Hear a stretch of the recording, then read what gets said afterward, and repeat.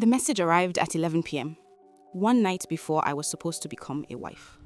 47 notifications, missed calls, WhatsApp alerts, names from every corner of my life flooding my screen at once. My mother's church friends, my university roommates, my colleagues, the pastor who was marrying us in 16 hours, my husband's own family. All of them had received the same thing, a message sent from my number, a message I did not send, and a photograph. A photograph of my husband-to-be standing at a registry with another woman, a marriage certificate between them, dated 14 months ago. Before I tell you what happened next, let me tell you who I am. My name is Adaeze. I'm 34 years old, born in Enugu, built in Lagos. 11 years in this city that takes everything you have and gives you back something harder and more certain of itself. I work in finance. I keep my own counsel. I am not a woman who falls easily or loudly, which is why when I fell for Kofi, I knew it was real. Kofi, Ghanaian father, Nigerian mother, Lagos by stubborn choice, 38 years old, an architect who designed buildings with the same quiet precision he brought to everything. I met him at a dinner party. We argued across a table about something I cannot now remember, and by the end of the night, I had given him my number and, if I'm being truthful, most of my heart. 3 years together, 8 months of wedding planning, 140 guests, a venue in Victoria Island, a band my mother had personally vetted, a cake that took 3 tasting sessions to get right. Not a performance, a life, carefully chosen, ours. The night before I was supposed to step into it, I was lying in a hotel room my sisters had decorated with silk and fairy lights and the particular loud love of women who have been waiting for your joy almost as long as you have. My dress hung on the wardrobe door. My shoes were wrapped in tissue paper on the chair. My maid of honor had sworn me on my own happiness that I would be asleep by 10. I was almost there when my phone lit up. My auntie, the one who does not call past 8. Adaeze, did you send something to people tonight? I sat up. I had not sent anything to anyone, but something had gone from my number to everyone. I picked up my phone and opened the message, and I understood in the space of 30 seconds that the life I had been building had a foundation I had never been allowed to inspect.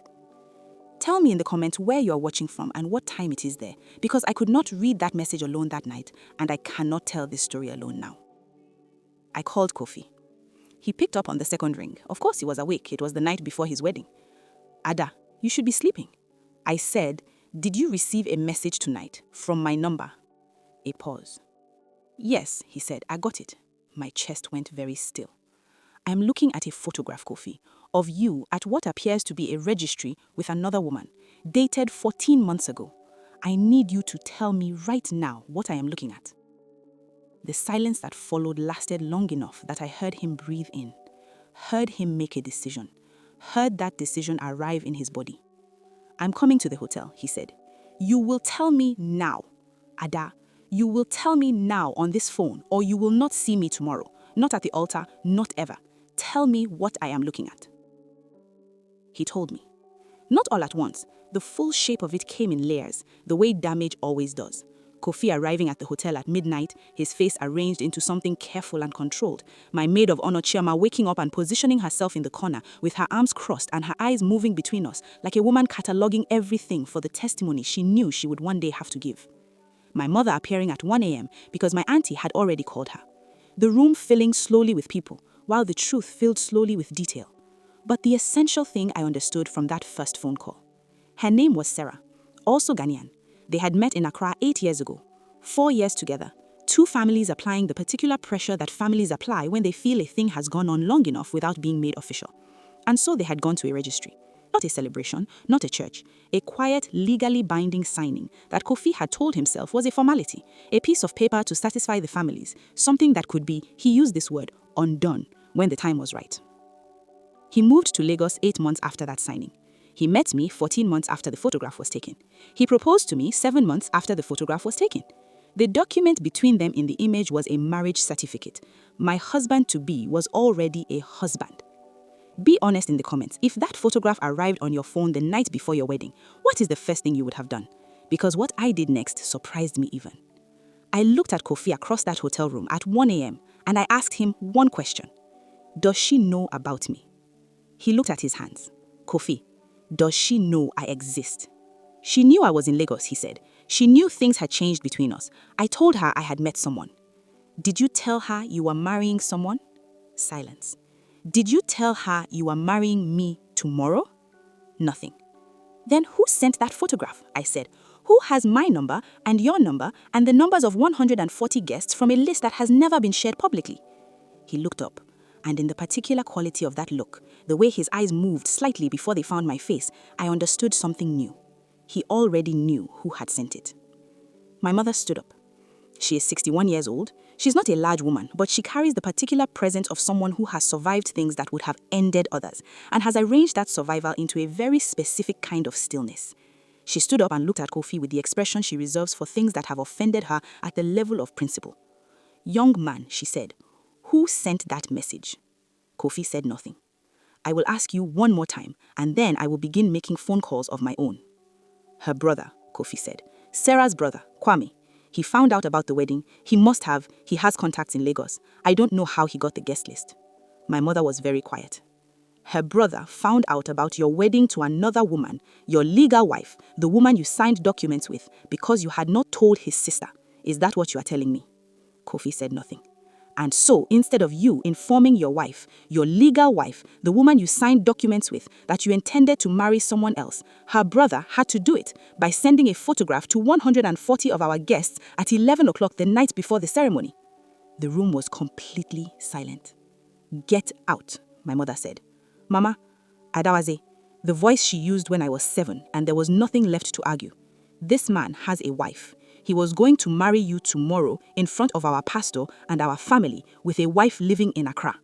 Get out of this room," she said again to Kofi, "and do not come back tonight." He left. The room held its silence for one breath, and then everyone started speaking at once. Chioma, my auntie, 2 cousins from the adjoining room who had heard enough through the wall to come and find out the rest. I sat on the edge of the bed. I was not crying. That surprised me. I had imagined in the abstract way women sometimes rehearse their worst moments, that if something like this happened, I would fall apart completely, become unrecognizable to myself. I did not feel unrecognizable. I felt still, precisely unusually still, the way the air is clear after something heavy has moved through it. I picked up my phone and read the original message properly for the first time. It was not dramatic. It was 4 sentences. "The man you are celebrating tomorrow is already married. The attached photograph was taken at a registry in Accra 14 months ago. His wife's name is Sarah Asante-Mensah.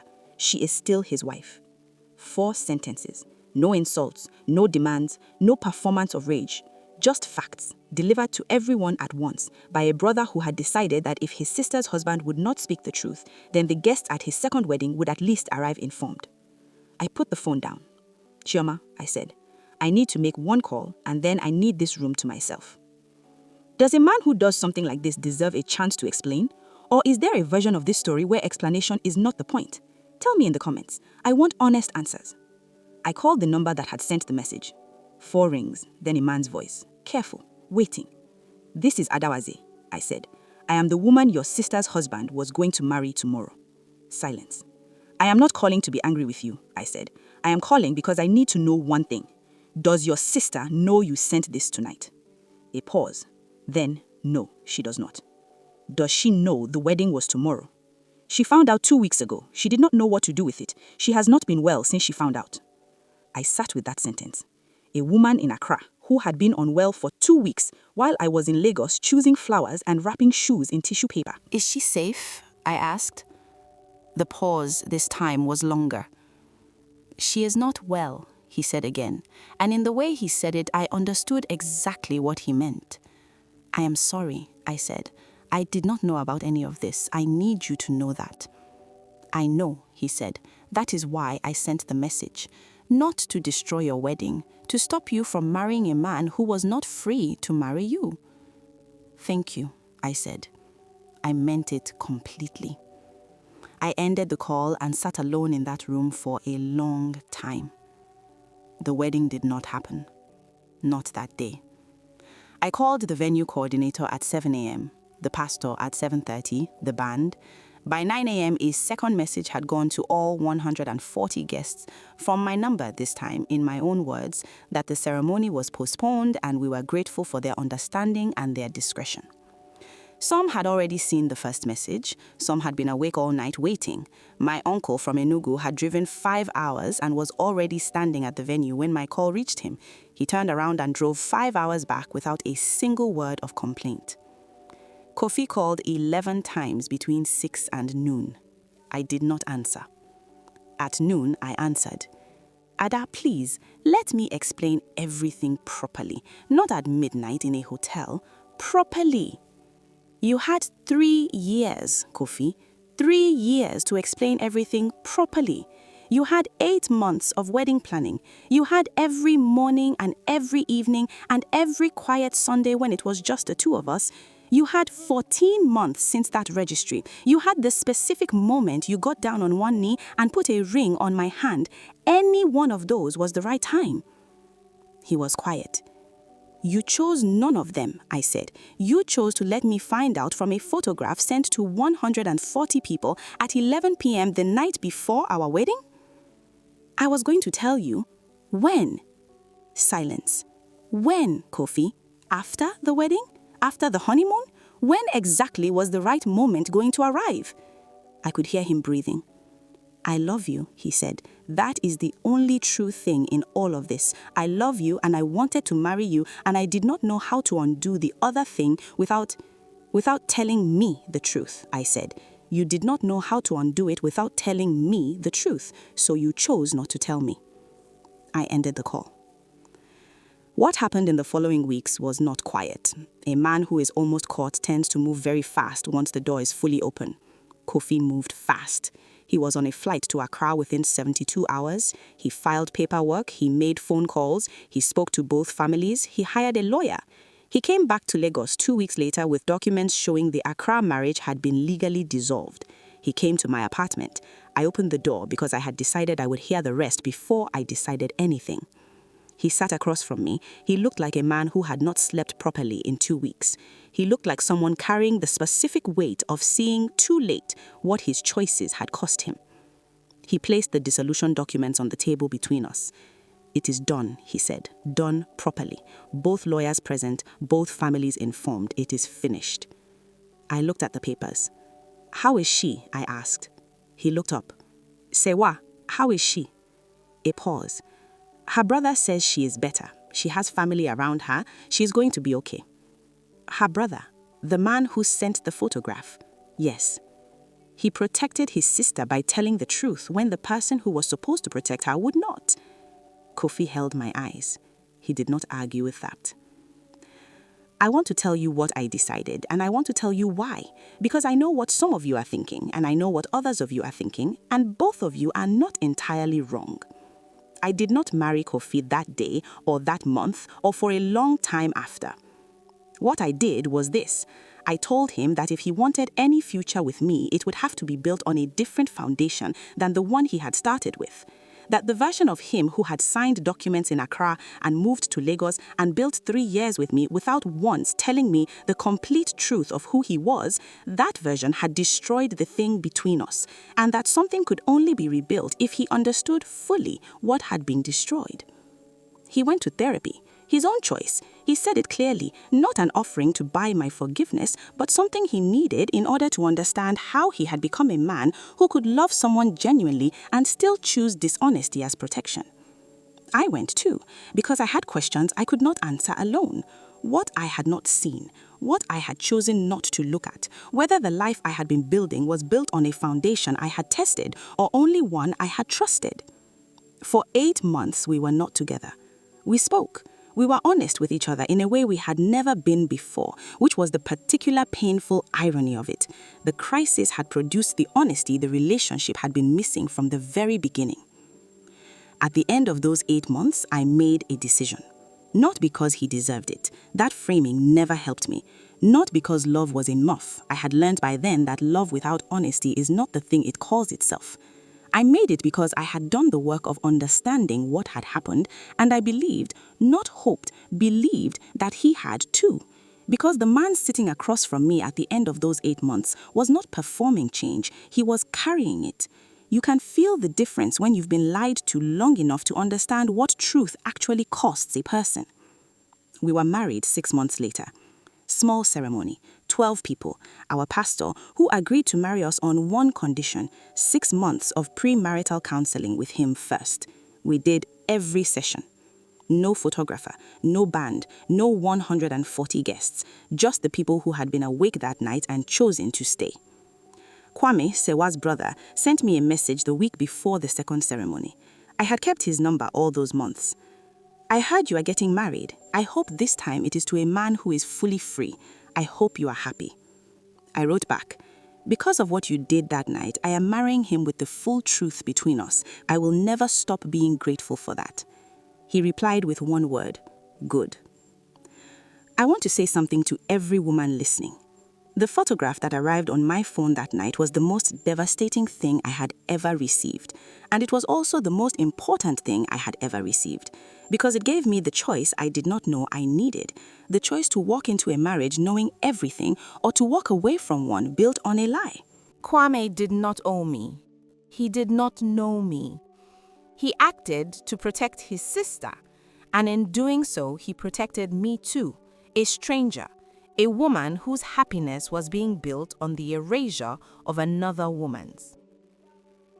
That is the thing I carry. Not the photograph, not the registry, not the 47 notifications. The thing I carry is this: the truth found me, one night before it was too late, through a channel I never expected, from a man I had never met. The truth found me and gave me back the choice that had been taken from me without my knowledge. Some women never get that night. Some women walk into a marriage and find out 5 years later, 10 years later, at a burial, when a woman stands up in the front row whom no one introduced. Some women never find out at all and spend their lives in a house built on a wall they were never allowed to inspect. I got the night before. I got the chance, and I chose to use it to build something real. Press the like button for every woman who almost married a lie. Subscribe to Femmz Stories so you never miss a story that matters. Tell me in the comments, where are you watching from? What time is it there? And what would you have done when that photograph arrived? I read every single one, with love and everything it costs. Adaeze. 2 more stories are waiting for you on screen right now. Subscribe and know that this woman is grateful for every one of you who stayed until the end. See you in the next story.